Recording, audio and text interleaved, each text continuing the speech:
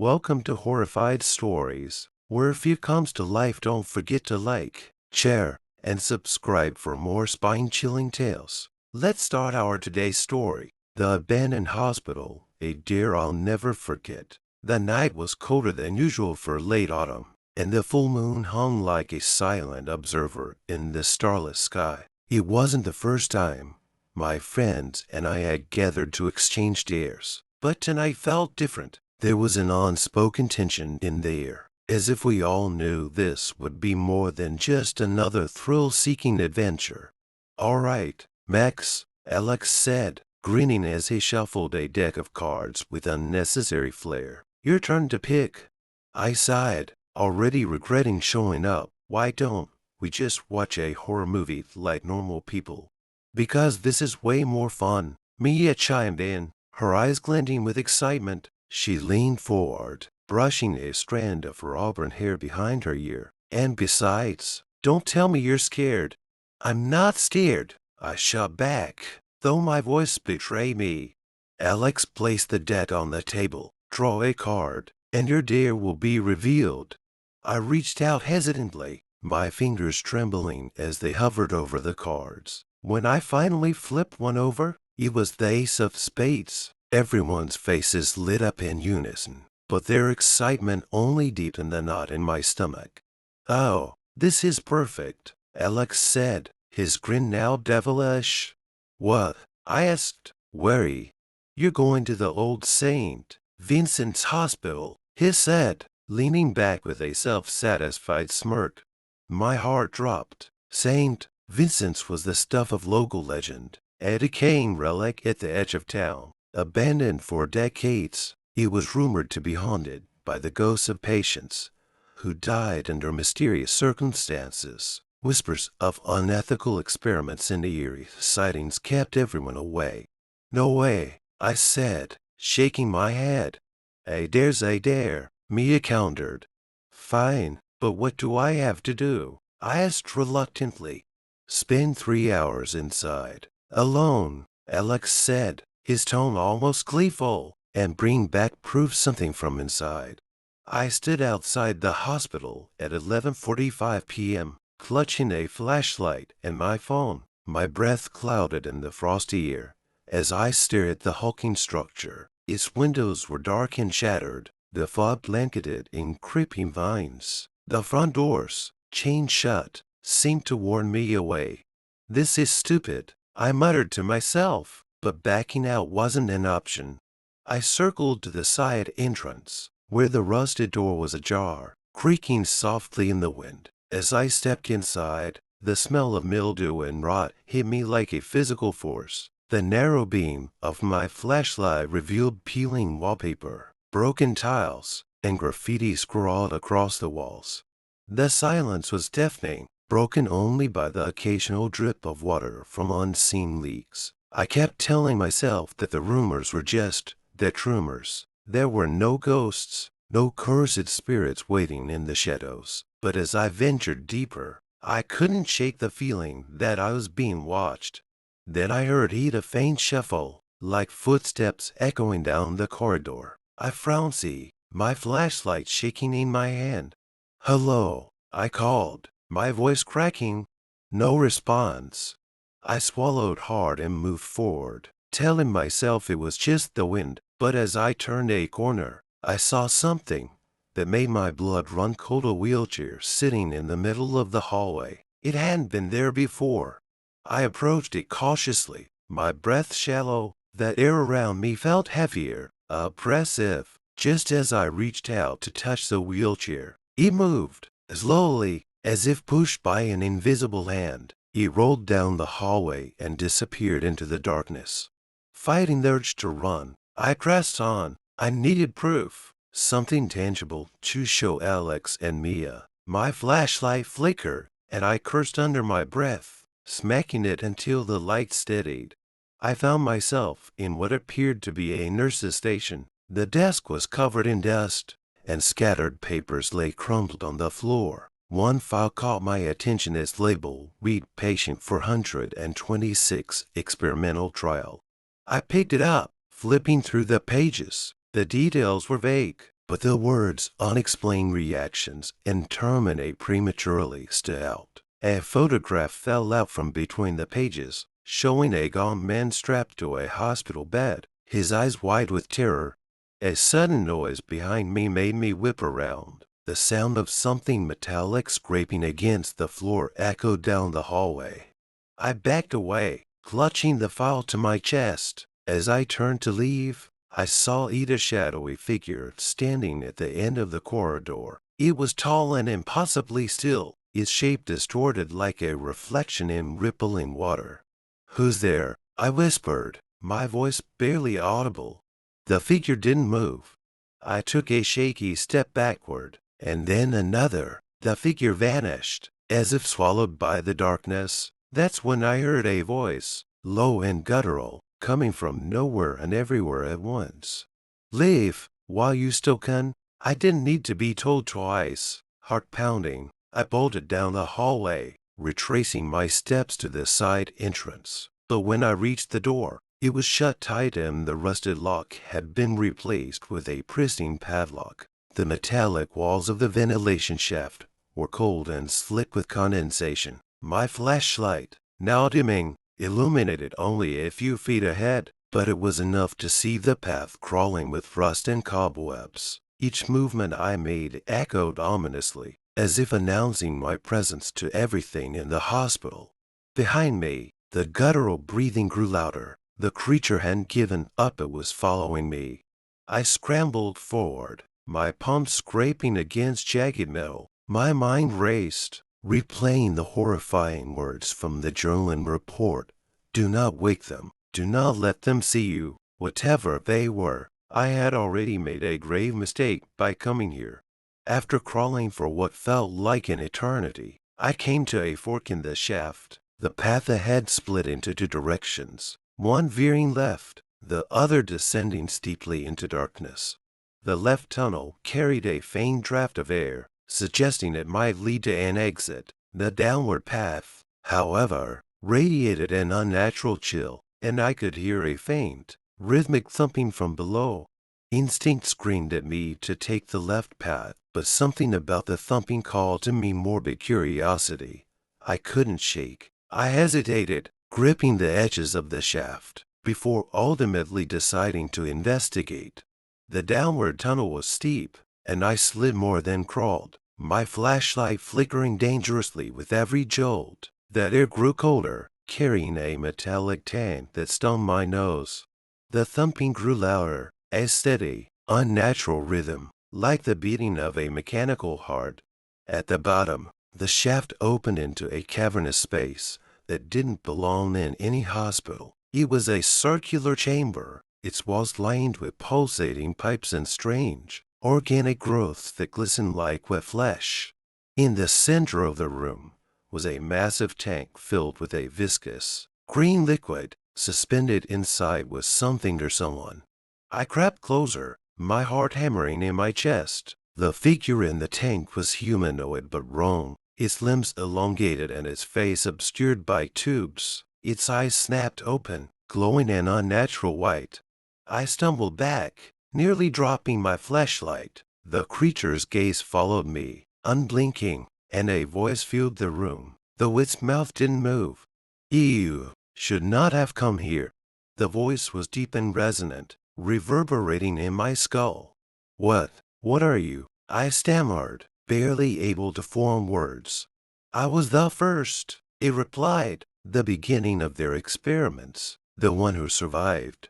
The creature explained, its voice calm yet filled with sorrow. It had once been human, a volunteer for Project Lazarus, believing it would cure his terminal illness. Instead, the serum had transformed him into something eternal in existence, neither living nor dead.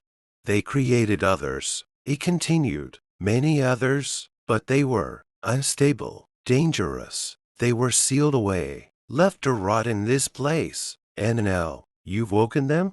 I felt a wave of nausea. Woken them? Was it because of the noise I'd made, the files I'd disturbed? "What do I do?" I whispered. The creature paused. "You must leave, but the way is no longer safe. They will hunt you. The creature's warning was cut short by a deafening crash from above. The sound of metal screeching and something heavy dropping echoed through the chamber. "They found you," the creature said, its glowing eyes narrowing. "Run." I didn't need to be told twice. I bolted up a narrow staircase at the edge of the chamber, bursting into another hallway that looked like a labyrinth of identical, decaying corridors. Every door I passed was locked or led to more dead ends. The sounds of pursuit groans, scraping metal, and inhuman growls drew closer with each step. Just as panic threatened to overwhelm me, a faint light appeared at the end of the hallway. It wasn't natural, its glow was soft and flickering, like the flame of an old oil lamp. I hesitated, unsure whether to trust it, but a soft, melodic voice drifted through the air. "This way." I followed the light, my feet moving on instinct. It guided me through twists and turns, leading me deeper into the hospital.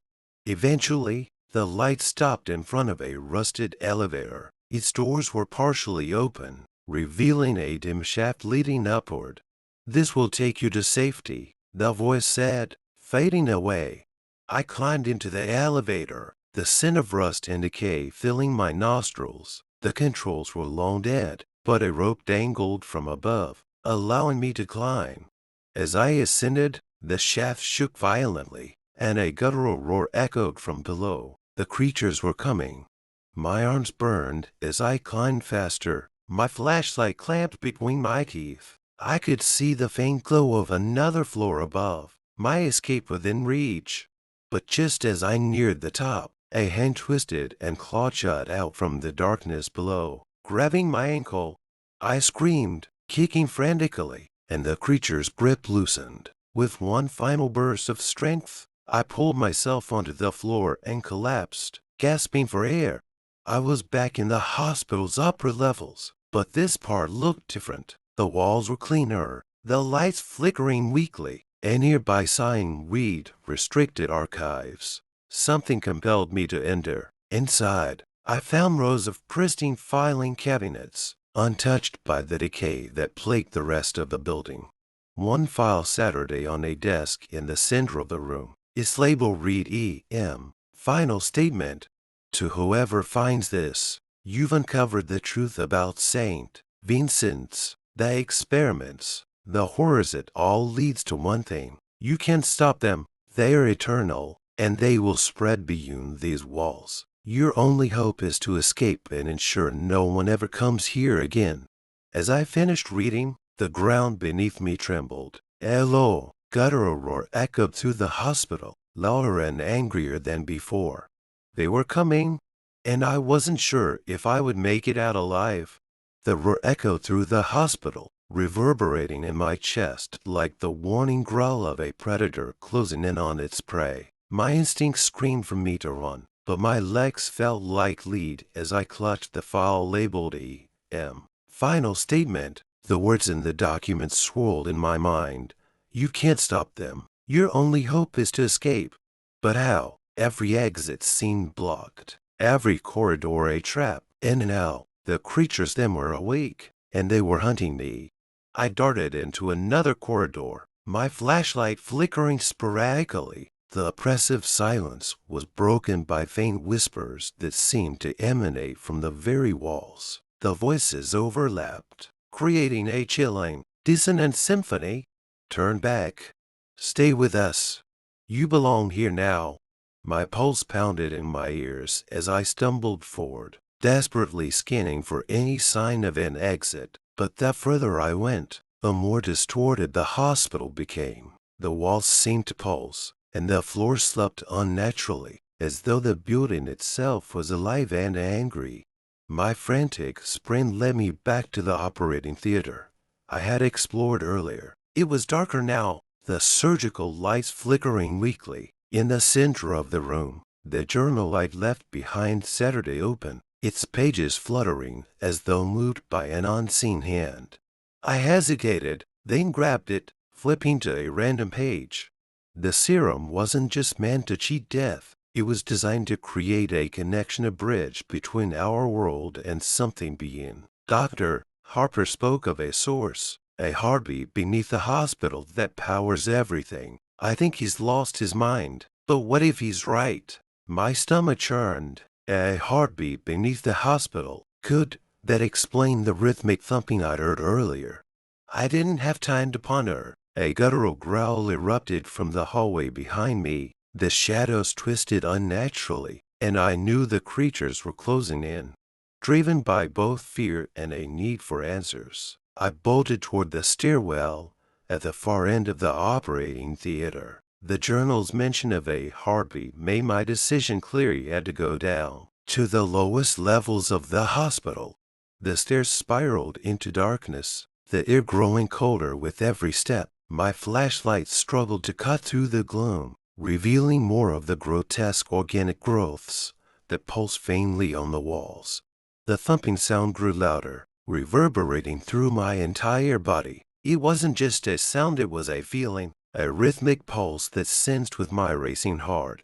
At the bottom of the stairs, I found myself standing before a massive iron door. Rusted chains hung loosely across it, and a symbol, an intricate circle filled with jagged, interlocking lines, was etched into the metal.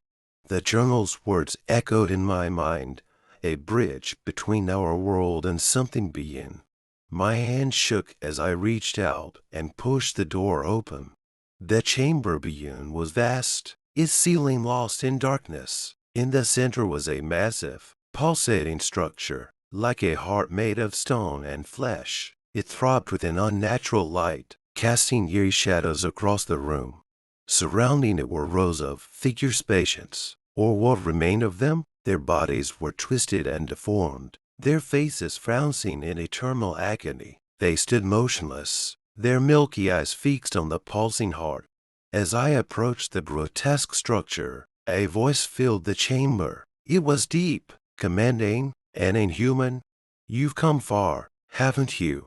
I spun around, and there he was, a tall, gaunt figure in a tattered lab coat. His face was sunken, his eyes glowing faintly. "Dr. Harper?" I asked, my voice barely a whisper. "Yes," he replied, his tone laced with something akin to pride. "You found my masterpiece, the source of eternal life." This isn't life," I said, gesturing to the grotesque scene around me. "It's a nightmare." Harper tilted his head, a faint smile playing on his lips. "You don't understand. The serum wasn't just a cure for death, it was a way to connect with something greater, something beyond human comprehension. These patients were the first to experience it. They've become part of the source." "You're insane," I said, stepping back toward the door. "Perhaps," Harper said, his voice cold, "but it doesn't matter. You've awakened them, and now you will join them. Everyone does, eventually." The figures surrounding the heart began to move, their heads turning in unison to face me. Their movements were jerky, as though controlled by invisible strains. I backed away, clutching the journal and the file. "I'm not staying here." Harper's smile widened. "You can't escape. This place, it's alive. It won't let you leave." The figures surged toward me, their inhuman moans filling the chamber. I bolted back up the stairs, Harper's laughter echoing behind me. The hospital twisted and shifted around me as I ran. Corridors stretched endlessly. Doors appeared where there were none before, and the walls seemed to close in. My flashlight finally gave out, plunging me into total darkness. The whispers returned, louder and more frantic, as though urging me to keep moving. I turned a corner and saw it, a faint sliver of moonlight cutting through the darkness. It was a window, partially broken, offering a view of the outside world. Hope surged through me as I sprinted toward it. The creatures were right behind me, their guttural growls growing louder with every step. I reached the window, smashing the remaining glass with my elbow. The jagged edges tore into my arm, but I didn't care. I climbed through, landing hard on the frowning ground outside. As I looked back at the hospital, its windows glowed faintly, as though dozens of eyes were watching me. The heartbeat had stopped, replaced by an eerie silence that hung in the air. I stumbled away, clutching the journal and the file. I had escaped, but I knew the hospital wasn't finished with me. Whatever I had uncovered, whatever I had awoken, wasn't confined to those walls. And now, it was free. The cold night air burned my lungs as I stumbled away from the hospital, its eerie glow still visible in the distance. Every step felt like dragging lead, but the terror coursing through me was enough to keep me moving. I had escaped, but the unease gnawed at me like a persistent shadow.